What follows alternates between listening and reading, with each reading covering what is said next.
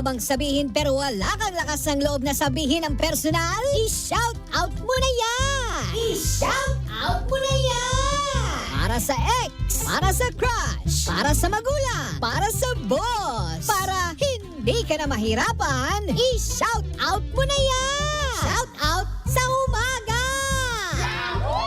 Shout out sa umaga with DJ Baby Toby! 6.7 Energy FM. Same. Pero iba dito sa 106.7 Energy FM Pangga. Huwag mo sabihing radyo, sabihin mo. Oras sa buong kapuluan. Pangga, check your time. It's now 6:28 on the clock. Good morning. Luzon, Visayas at Mindanao, Metro and Mega Manila. Yan at syempre good morning din sa mga pangga nating in lababo na naman ngayong umaga na ito. Sana all in lababo, no? Sana all binagpapakilig. Kung ikaw naman ngayon ay walang nagpapakilig sa iyo ngayong umaga na ito, no? Okay lang naman yan. Mas okay na yun kaysa naman may sakit sa ulo mo, di ba? Minsan kasi kapag nag-aaway kayo, no? Ay wala na. Stress ka na naman. Titigyawatin ka na naman, no? Tapos yung tigyawat na yan kung saan patutubo. Yun yung nakakainis, no? Minsan nakaka-bad trip yung tigyawat. Alam mo yun, yung tipong kung kailan mo kailangan gusto mong maging gwapo, no? Maganda. Saka sila tutubo.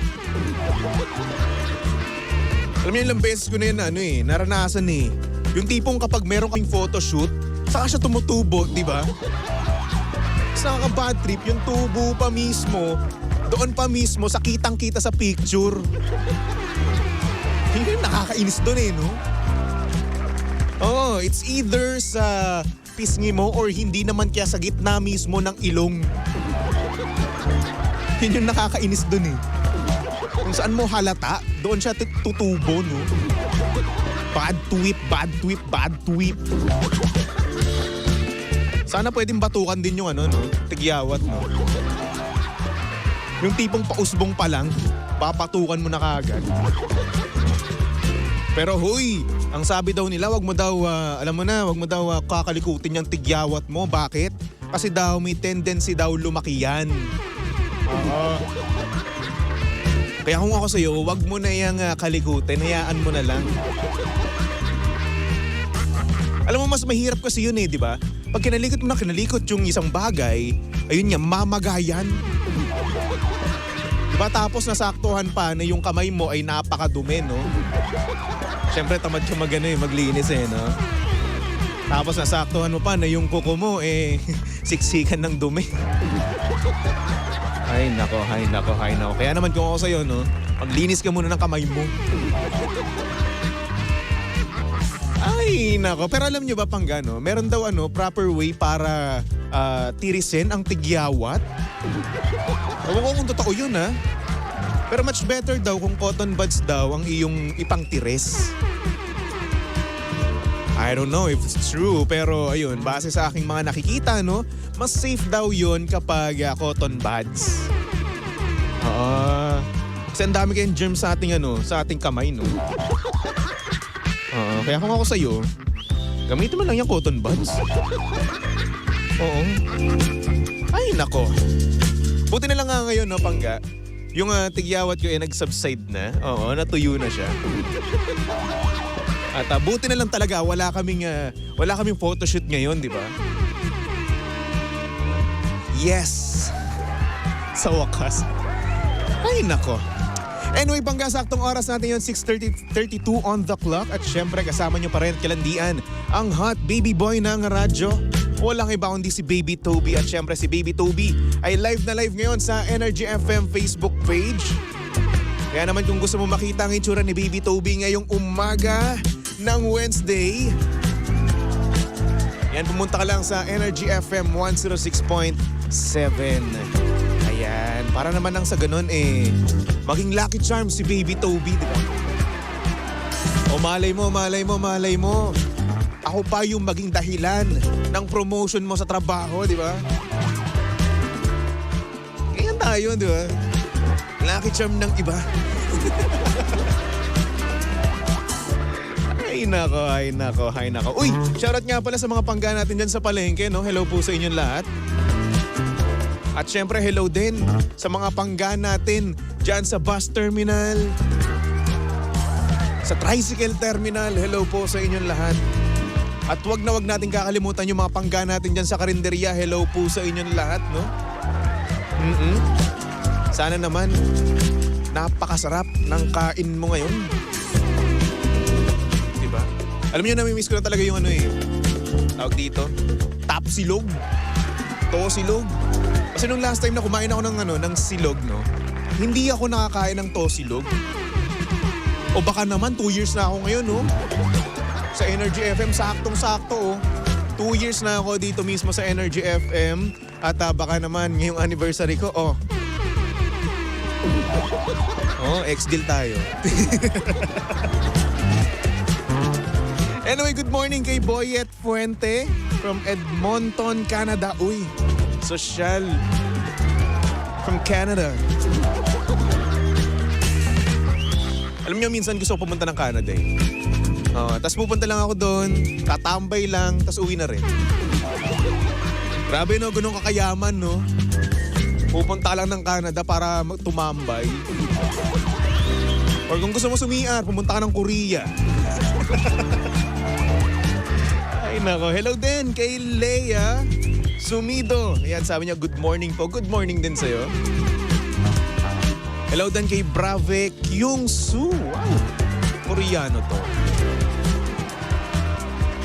Sabi niya dito, good morning baby Toby. Pagising ko pa lang, nakatutok na sa Energy FM watching from Hong Kong. Oh, par! Grabe, international tayo ngayon. Kaya naman kung ako sa'yo, hindi ka pa nanonood, manood ka na ha. From Hong Kong? Ang tagal ko nang hindi nakapunta ng Hong Kong. Huling punta ko dun sa Hong Kong, Pangga, is first year high school pa lang ata ako nun. First year high school or third year high school, mga ganun. Nakalimutan ko na eh. Tapos, nung time na yon, binagyo pa kami nun. So, hindi kami nakasakay kaagad sa aming eroplano. Oo, delayed ng ilang araw. So, kaya ayun. Gusto kong bumalik, no? Gusto kong bumalik kasi maganda dun sa Disneyland. Tsaka dun sa Ocean Park. Uy, alam ko yun, natatandaan ko pa yun. Anyway, hello po. Shoutout sa mga pangga natin dyang OFW, no? Hello daw, sabi ni Pangga. Yan, at syempre sa mga pangga naman natin dyan na napakagwapo, napakamacho, hello po sa inyong lahat. Pero huy, ang sabi nila, kailangan daw natin magpaka-humble, no? Oo, ugaliin daw natin maging humble, no? Oo. Kaya nang pag sinabihan kayo ng ang gwapo-gwapo mo, sabihin nyo lang, ay hindi, ano ba kayo? Filter lang yan. Kasi nga naman, no, ang sabi daw nila, mas nakakagwapo daw ang pagiging humble. Oo, kaysa naman sa pagiging hambog. Oh, may natutunan naman kayo sa akin, ha? Kaya pag sinasabi sa inyo, no, ng inyong mga kaibigan, uy, ano ba? Hindi naman. Oh, pa-humble daw kayo.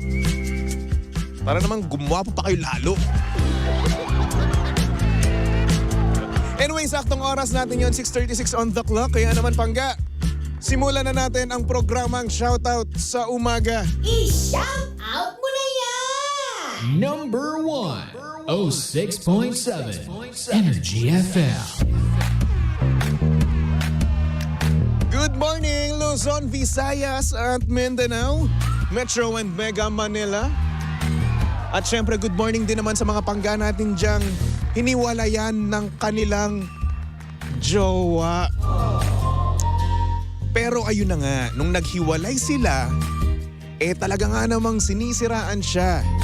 At para bang wala na siyang nagawang tama doon sa kanyang ex mismo. Ay nako, katulad na nga lang na ating sender, no, Pangga. Ang pangalan niya ay Darrell. At ang sabi niya dito, "Good morning DJ Toby. Hindi ko alam ang gagawin ko. Ang hirap ng sitwasyon ko ngayon, ang sama-sama ko sa paningin ng iba." Nag-break kami ng ex ko a month ago. Then ayun, napag-alaman ko na sirang-sira ako sa tropa niya mismo. Na parang wala akong ginawang tama sa kanya. Puro negative ang sinasabi niya sa akin.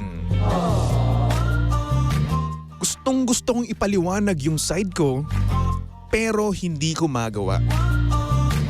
Hindi ko alam ang gagawin ko. Ang hirap din pala na maging negative ka sa kwento ng iba. Yun lang naman, salamat pareng Toby. Ay, walang anuman. Ano lang, 500. Uy, may TF yung pagbasa ko, ha? Eh, joke lang. Isang samgyup lang, okay na ako dun. Anyway, no. Kung ikaw man ay negative sa istorya ng iba, lalong-lalo na sa ex mo, eh hayaan mo lang. Diyos ko, wala ka naman magagawa dun. Diba? Alam mo, para sa akin, no, tanggapin mo na lang. Tanggapin mo na lang na yun yung tingin sa'yo ng iba at yun yung kinuwento ng iyong ex. Bakit? Wala ka naman magagawa dyan, eh. At saka, kwento niya yan, Brad. Kwento niya yan, syempre, siya ang bida. Mabait ka dyan, eh, di ba? Sino ba naman magsasabi ng baho niya mismo, di ba? Kaya yun na nga, bilang gentleman at lalaki, no, hayaan mo na lang siya, respetuhin mo na lang siya, alright? Alam mo, may nasabi sa akin, no? May nasabi sa akin yung kaklase ko dati nung college ako. Ang sabi niya sa akin, yun na ang gawin mong huling pagpaparaya sa kanya. Iparaya mo na or hayaan mo na negative na yung tingin sa'yo. Yun na yung last na pagpaparaya mo sa kanya. Hayaan mo na siya maging bida sa kwento niya mismo. Hayaan mo na siya yung bida at siya yung tama mismo sa kwento niya. Yun na yung last na pagpaparaya mo sa kanya, di ba? At syempre bilang gentleman naman tayo, no, Pangga, hayaan na lang natin siya. Hayaan na lang natin na maging mali tayo sa kwento, di ba? At tayo, no, bilang lalaki, wag na natin sabihin yung side mismo natin. Hayaan lang natin sila. Siguro ito na yung tatawagin nating gentleman's code, di ba? Na kapag nag-break kayo ng ex mo, hahayaan mo na lang na kimkimin yung side mo, di ba? Wag mo nang ipaliwanag kasi wala ka na rin naman magagawa, eh. Una sa lahat, kaibigan niya yun, di ba? Tropa niya yun at mas papaniwalaan niya yung tropa nila kesa mismo sa'yo. What's the point, di ba? Kasi nga naman ikaw, no, magsasayang ka lang ng laway mo, magsasayang ka lang ng mga movements mo, no? Di ba? Kasi hindi naman sila makikinig sa'yo, eh. Di ba? So kaya yun, hayaan mo na lang. Kimkimin mo na lang yan. Siyempre, lalaki tayo, matigas tayo, di ba? Hindi tayo yung malambot, no? Hindi tayo yung tipong susuko kagad. Ito lang isipin mo, no? Respeto mo na lang yan doon sa ex mo. Di ba? Siyempre, nagkaroon din naman kayo ng ng memories, di ba? At of course, minahal mo rin naman siya. Kaya kung ako sa'yo, no? Hayaan mo na lang. Oo, magsasayang ka lang din naman ng panahon dyan. Kung iisipin mo lang yan, no, may stress ka lang. At syempre, malulungkot ka lang din naman. Kaya kung ako sa'yo, distract mo na lang yung utak mo. Paano? Manood ka ng mga pelikula, manood ka ng mga series. Ayan, ibalin mo yung attention mo doon para naman sa ganun. Eh, kapag tuwing naaalala mo yung mga bagay-bagay na sinabi niya sa mga kaibigan niya na negative about sa'yo, di ba? mapapalitan yan ng mga happy memories na galing doon sa mga pinapanood mo. Or hindi naman kaya, lumabas ka, no, with your friends, di ba? At least madidistract ka, di ba? Distracted ka sa mga buhay-buhay at syempre distracted ka sa kung ano pang iniisip mo, di ba? Pero syempre tayo minsan, di ba, hindi naman talaga natin maiiwasan na nag-create tayo ng mismong ikakasakit mismo natin sa utak, di ba? Yung tipong iisipin mo, no, ay negative ako sa paningin nito.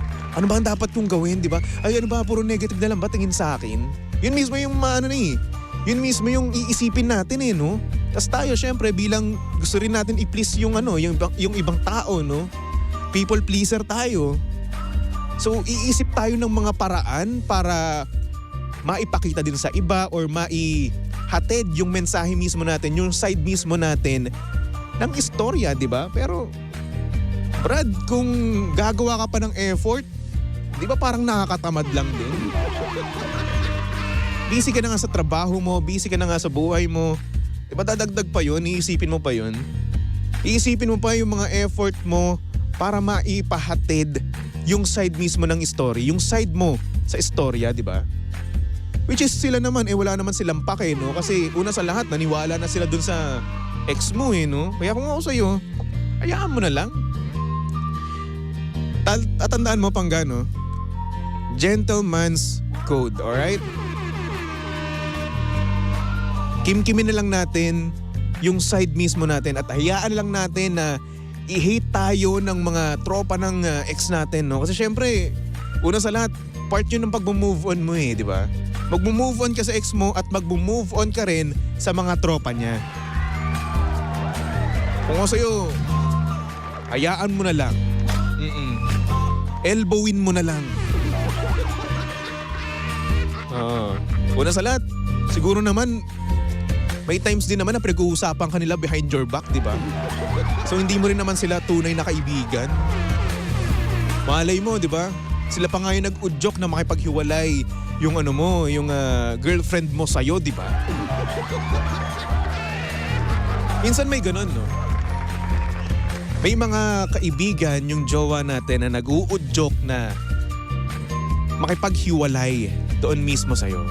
Ang tawag dyan, sausaw. Ang sausaw kasi minsan toyo, minsan suka, minsan kaibigan ng jowa. Di ba? Sausaw yung mga yung ibang kaibigan ng jowa mo, no? Sasabihin, uy, wala kang ginawang mali. Well, ikaw naman talaga yung mali. Kahit mali ka na, ipupush pa rin nila na tama ka. Suporta ng kaibigan no? Ay nako. Well, ganito na lang, no? Darrell, kimkimin mo na lang yan. I know it's hard, no? Pero wala naman tayong magagawa It's hard but kailangan mong pilitin. Kailangan mong tiyagain. I know, napakahirap na itong gawin, no? Pero in the near future, makaka-move on ka rin at masasabi mo sa sarili mo na, kinaya ko yun? Diba? At syempre, pag ikaw naman ay nakakamit na ng tunay para sa'yo mismo, no? Magiging easy na lang ang lahat. Hindi mo na maiisip yung mga tingin sa'yo ng iba, no? Hindi mo na maiisip kung ano yung naikwento ng ex mo sa mga tropa niya, no?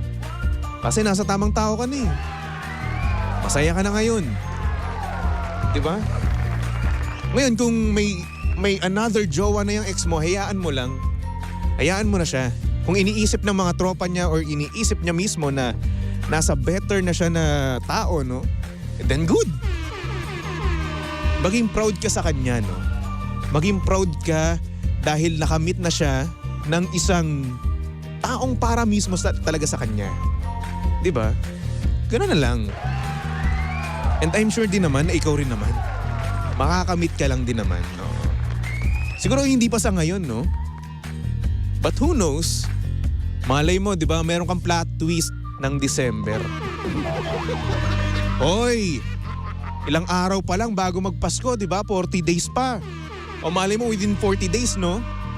Ma-meet mo na yung the one mo. Di ayos, di ba? Magsasend ka na naman ng long message at sasabihin mo na naman na, Thank you for being my plot twist. Ay nako. So good luck no, Darrell no. Good luck sa'yo Darrell at sana naman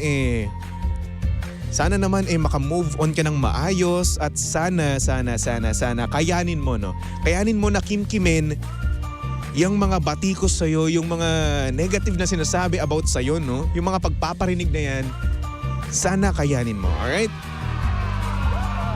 Anyway Darrell, maraming salamat sa pagsend ng iyong mensahe sa buhay no. Alam kong hirap na hirap kang sabihin yan. Siyempre bihira sa mga lalaki yung magsabi ng mga ganun no.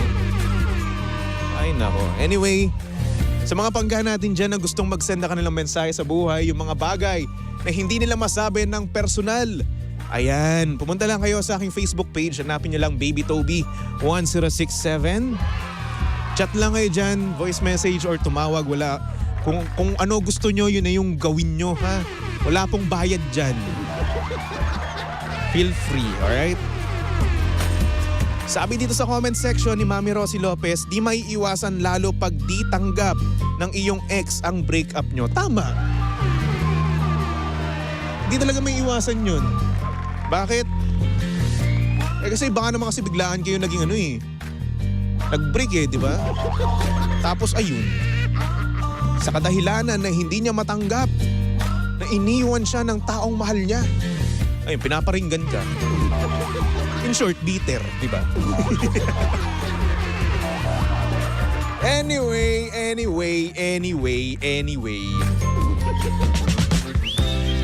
Uy, sa mga pangga natin makasama niyo pa ako hanggang alas 8 ng umaga. May live ulit tayo nun mamaya. Pag di kayo nanood, yari kayo sa akin. Tutubuhan kayo ng kulugo sa large intestine esophagus. Alam niyo kung saan yun? Ako hindi Anyway, pangga, magbalik tugtugan muna tayo for our next song. Here's a song from Ben and Ben, titled Masyado Pang Maaga. Kaya naman keep it here as your number 106.7 Energy FM, pangga. Huwag mo sabihing radyo, sabihin mo!